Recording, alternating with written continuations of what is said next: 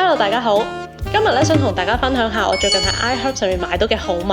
其實咧我都係一個精打細算嘅小資女嚟嘅。我成日都想揾一啲 CP 值高啦，又有效嘅保養品啊，或者健康食品。而每一次咧，我想揾一啲營養補充品咧，我都會上 iHerb 嗰度揾嘅。今次咧我又買咗11件好物啦，無論係面部保養啦、身體保健啦，定係健康食物咧，我全部都有買到。就連小拳嘅零食咧，我都買埋。重點係咧，今次我買嘅所有貨品咧，價錢咧都非常之親民嘅。而家就一齊睇下我嘅開箱啦。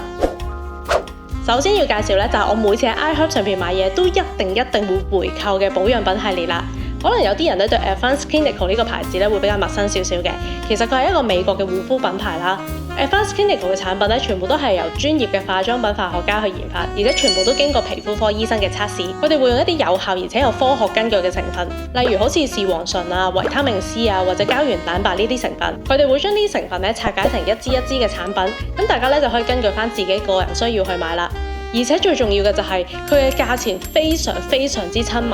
幾十蚊港紙咧就已經有一支噶啦。對於我哋呢啲小資女嚟講咧，真係可以毫無心理負擔咁樣買好多支嘅。而且 iHerb 上邊咧會顯示產品嘅排名啦。Advanced Clinical 咧有好多產品都係排行榜上面嘅 No.1 嚟嘅。第一支要介紹嘅咧就係透明質酸精華啦。透明質酸咧大家都知道啦，佢最犀利嘅功效咧就係保濕啊嘛。佢一個分子咧最多可以捉住佢1000倍嘅水分。通常咧我洗完面之後咧，趁住皮膚仲係好濕潤嘅時候咧，我就會搽佢噶啦。呢個時候保濕嘅效果咧係最好嘅。佢嘅質地咧係透明水狀啦，非常之容易吸收。搽完之後咧絕對唔會覺得話好笠啊，或者好唔舒服咁樣嘅。不過通常咧我都唔會淨係用一支精華嘅，我會睇翻自己當日嘅皮膚情況啦，選擇唔同嘅成分去疊加咁樣用。通常咧我會將透明質酸精華咧當係保濕嘅第一步，之後咧就視乎翻嗰一日嘅皮膚狀況去選擇搽膠原蛋白精華啦，或者多肽精華嘅。大家都知道咧，隨住年紀越嚟越大咧，皮膚嘅膠原蛋白咧係會逐漸流失嘅。呢支膠原蛋白精華咧有助於維持皮膚嘅彈性同埋緊緻啦。通常我就會喺搽完透明質酸保濕之後咧，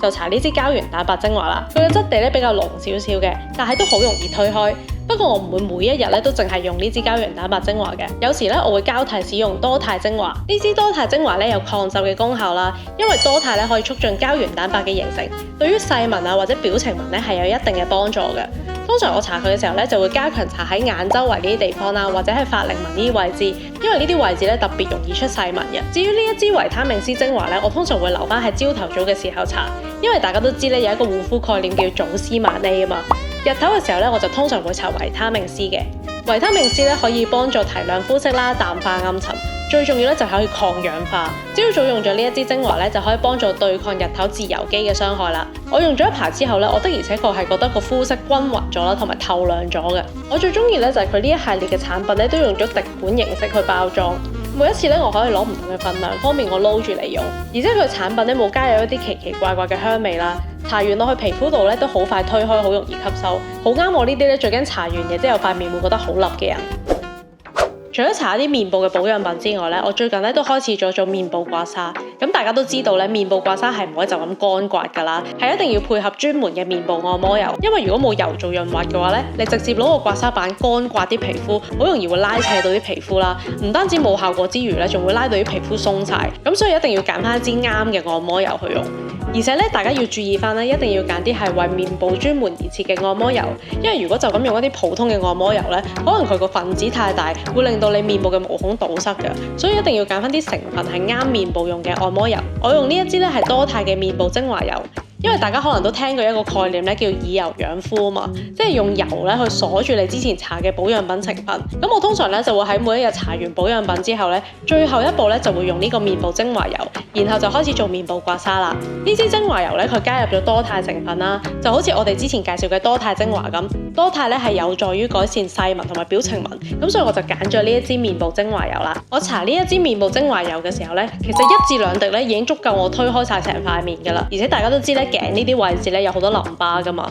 咁我通常搽面嘅時候咧都會帶少少油推埋落去條頸度，咁刮痧嘅時候咧都會順便刮埋頸部淋巴呢啲位置嘅。我搽完呢個油之後咧就會開始用刮痧板做面部刮痧啦。咁尤其是法令紋啊或者蘋果肌呢啲位置咧，我就會由下向上推，然後帶到去耳後邊啦同埋頸呢啲淋巴位置。面部刮痧咧除咗可以幫助提拉面部嘅線條之外咧，仲可以推動頸部淋巴啦，幫助你排毒同埋幫助消水腫。記得咧刮痧個力度咧係唔可以太大嘅，要輕輕順住皮膚嘅紋理，由內到外，由下而上，咁樣咧先至唔會拉傷你嘅皮膚。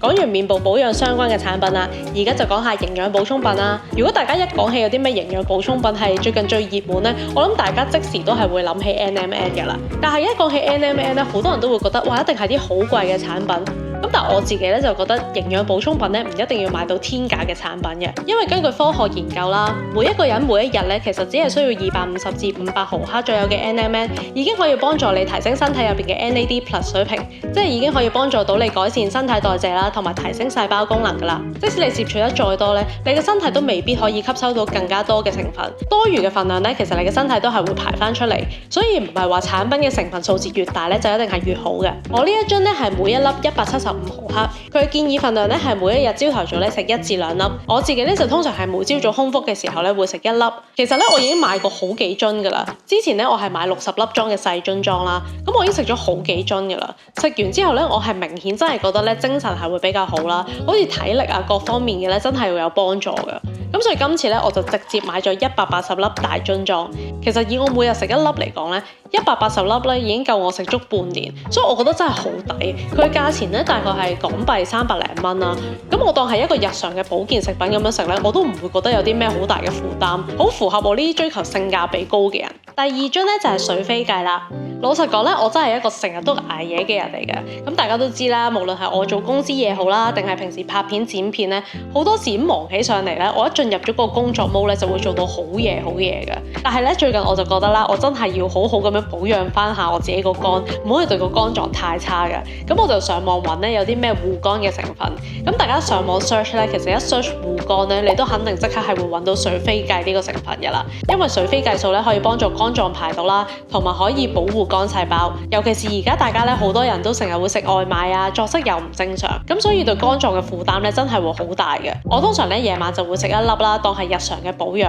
如果你都係呢啲成日捱夜啊，成日出街食飯嘅人，其實都可以考慮下補充呢一個產品。最後呢一樽咧係我最近嘅新發現。其實我係一個長期作戰，成日都話減肥嘅人啦。咁但係最近呢幾個月咧，我朝頭早起身上磅嘅時候咧，我發現自己嘅體重咧係完全冇下降過。我開頭咧就覺得啊，係咪我嘅減肥遇上咗平台期咧？咁但係其實咧，我後尾發現應該唔係咁簡單嘅，因為你正常人新陳代謝咧，其實每一日你瞓覺之前磅同埋你起身之後磅咧，正常都應該起碼有500 gram 嘅差距嘅。但係我朝頭早起身磅咧，我係真係可以一絲一毫1 gram 都冇減少過。所以後尾咧，我就覺得呢個係我新陳代謝率太低嘅問題啦，然後我就開始想揾一啲營養補充品可以幫助提升翻我嘅代謝率啦。之後咧我就揾到呢一款 Phosphata 嘅 Lean Fire， 佢嘅主要功效咧其實就係幫助大家提升翻新陳代謝率啦。而我見到佢入邊嘅成分咧係有綠茶啦、咖啡因啦、辣椒、胡椒，你一聽呢啲成分咧都會覺得佢係可以幫助你燃燒身體脂肪啦、提升身體能量或者加速新陳代謝嘅。通常咧我就會喺 lunch 啦同埋夜晚嗰餐嘅30分鐘之前咧去食呢一個保健品。當然咧，如果食完呢啲營養補充品之後咧，配合翻飲食啦同埋運動咧，你嘅減肥效果係會更加好嘅。咁但係對於我呢啲咧時減下時唔減下嘅人咧，其實我最主要嘅目的咧都係想提升翻身體個代謝率。我食完之後發現咧，起碼我夜晚上磅啦，同埋朝頭早起身磅咧，係真係會有翻幾百 gram 嘅差距。呢一樣嘢咧係我食呢一個補充品之前咧冇發生過嘅。不過咧都要提醒一下大家啦，呢一種營養補充品咧都係輔助作用，減肥咧始終都係要配合翻運動啦同埋飲食調節先至有效。而且咧佢嘅成分入邊咧係有加入咖啡因啦，咁所以咧盡量你要安排翻喺 lunch 啦同埋夜晚嗰餐嘅前30分鐘食。如果太夜食嘅話咧，係有可能影響你睡眠嘅。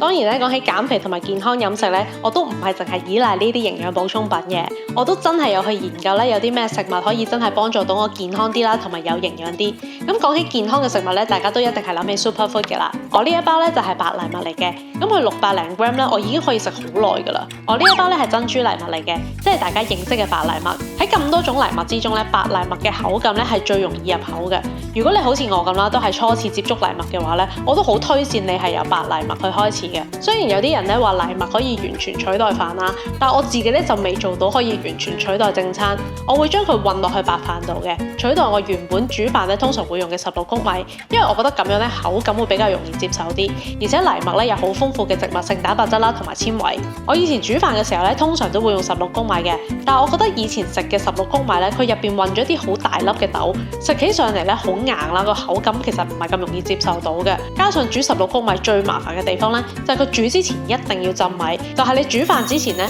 佢需要浸水大概30分鐘左右咧先至可以煮，唔係你話想食嗰刻咧就即刻可以煮飯嘅。但係藜麥嘅好處咧就係佢煮法簡單好多啦，煮法咧係藜麥同水嘅比例1:2，煮20分鐘左右咧就 OK 噶啦，所以我就會直接將佢同我平時煮嘅白飯一齊浸米啦，一齊煮，將藜麥同埋米混埋一齊咧，其實食起上嚟咧都唔係好覺得佢存在嘅。另一樣我開始食嘅 superfood 咧就係奇亞籽啦，呢一包咧係有機嘅奇亞籽啦，入邊有好豐富嘅膳食纖維、蛋白質同埋 omega 3。佢對腸道健康咧係特別好嘅。我最常嘅食法咧就係將佢加落去 yogurt 度一齊食啦。但係如果大家有食奇亞籽嘅話咧，一定要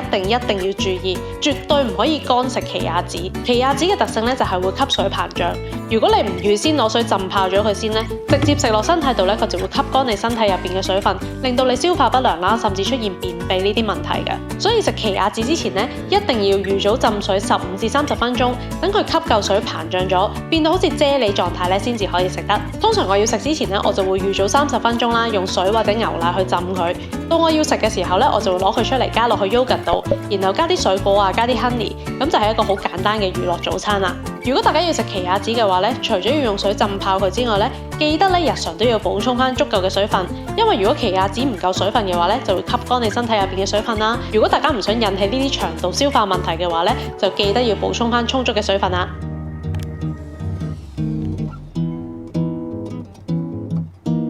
最後咧就係要介紹買俾小權嘅零食啦。呢一包咧係西冷牛肉凍乾，無論係貓啦定係狗咧都可以食嘅。作為一個貓奴嘅我咧，通常我買啲乜嘢俾我屋企隻貓食咧，通常都會揀一啲健康啲嘅零食，因為我唔想隻貓咧食一啲唔知個成分係乜嘢嘅食物落肚。我通常咧就會買雞肉凍乾俾佢食啦。咁啱今次喺 iHerb 上面咧就見到西冷牛肉凍乾，因為西冷牛肉聽起上嚟好似好高級咁啊嘛，咁我就買嚟俾隻貓試下啦。我覺得凍乾嘅好處咧就係佢可以保留翻肉類嘅營養，通常咧佢唔會加太多人工香料啊或者味精落去嘅，加上咧佢去除晒所有水分啊嘛，佢保存咧係可以保存得耐啲嘅。你見到呢啲肉塊咧，佢入邊真係純肉嚟啦，入邊冇任何嘅添加物，咁我就特別中意餵呢啲咧健康啲、天然啲嘅嘢食俾貓食嘅。我發現小權真係超中意食。